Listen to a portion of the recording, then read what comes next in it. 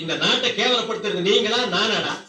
ஏதோ முதல்ல சுதந்திரமாக அன்னைக்கு கொடியேற்றி முட்டாய் கொடுத்தாங்க, வாங்கி தின்னீங்க, ஓகே.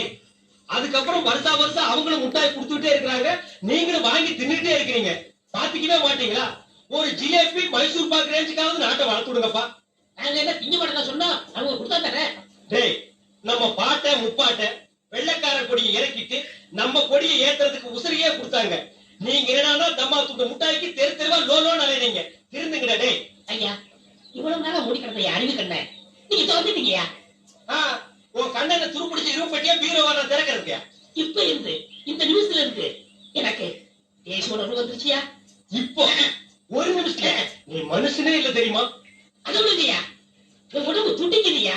இந்த தேசத்துக்காக, இந்த நாட்டுக்காக நான் ஏதாவது ஒண்ணு செய்யலையா?